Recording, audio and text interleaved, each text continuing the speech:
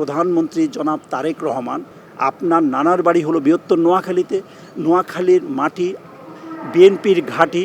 দুর্ভাগ্য, দীর্ঘ 17 বছর আগের যে গভর্নমেন্ট ছিল, আমরা বৃহত্তর নোয়াখালীবাসী অনেক আন্দোলন করেছি।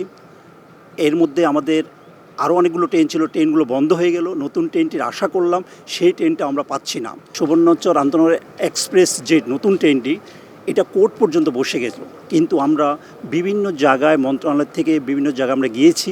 ওনারা আমাদেরকে বিভিন্ন অজুহাত দিয়েছে, বলছে যে আমাদেরকে ওনাদের ইঞ্জিন সমস্যা, আমাদের রোড সমস্যা। আমরা আর কত বিলম্ব হব, অর্থাৎ আমরা বৈষম্য শিকার। আপনারা জানেন নোয়াখালী প্রাচীন একটি জেলা। দীর্ঘ 1903 সাল থেকে নোয়াখালী রেল চলাচল করে।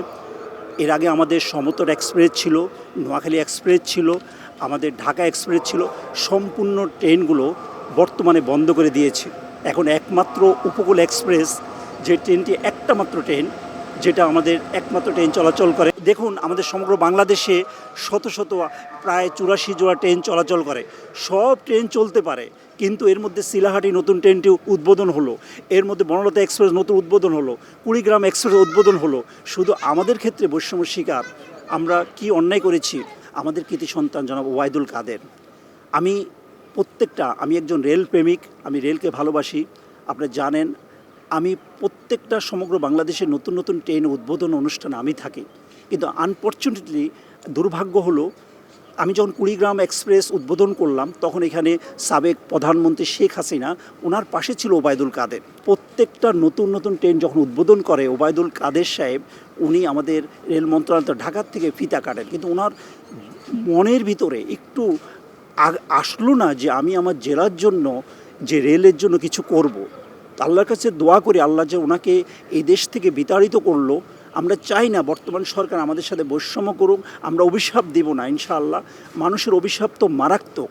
আমি বর্তমান সরকারকে একটু ইঙ্গিত দিচ্ছি, যে যাই করুক, জনগণের সাথে যদি কেউ প্লেইং করে থাকে, জনগণের অভিশাপ সে আল্লাহর আকাশ পর্যন্ত পৌঁছে যায়।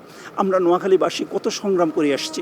একটা মাত্র ট্রেন, আমাদের যোগাযোগ মন্ত্রী ছিল, আমাদের রেল মন্ত্রী ছিল, আমাদের সড়ক সেতু মন্ত্রী ছিল দীর্ঘ 17 বছর। আমরা কেন ট্রেন থেকে বঞ্চিত হব?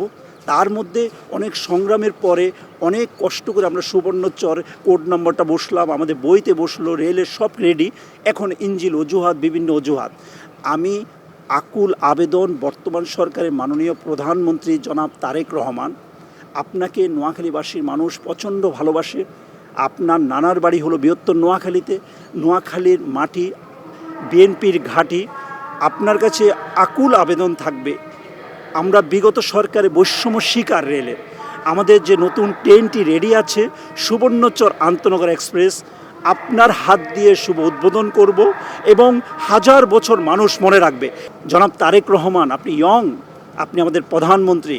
আপনি আমাদের সুবর্ণচর এক্সপ্রেসটি চালু করলে আমাদের প্রায় 1 কোটি মানুষ, আমাদের নোয়াখালী ঢাকা রোডে যে একটা মাত্র ট্রেন, আরেকটা ট্রেন যদি হয়, আমরা শুধু নোয়াখালীবাসী না, এই নোয়াখালীর সাথে আপনার কুমিল্লা হয়ে, আমাদের ব্রাহ্মণবাড়ি হয়ে এই রেলটি প্রায় 262 কিলোমিটার রেল যোগাযোগ পথ, 1000 মানুষের লাঘব হবে। 3000 সিরিয়াল যে নতুন ইঞ্জিনগুলো, আমরা সেই ইঞ্জিনগুলো চাচ্ছি না।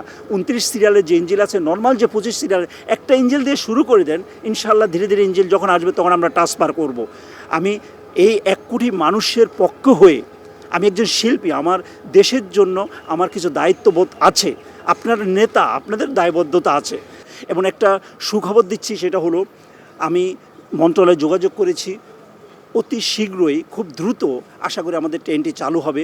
বর্তমান মাননীয় রেলমন্ত্রী শেখ রবিউল ইসলামের কাছে আকুল আবেদন, আমি শুনতে পেরেছি আপনি অচিরে নোয়াখালী রেল লাইন পরিদর্শনে যাবেন। আমাদের একটা আকুল আবেদন, আমাদের সুবর্ণচর আন্তনগর এক্সপ্রেস ট্রেনটি দ্রুত চালু করে দেওয়ার জন্য। খবরের কাগজ, নিখাত, নির্ভীক, নিরপেক্ষ।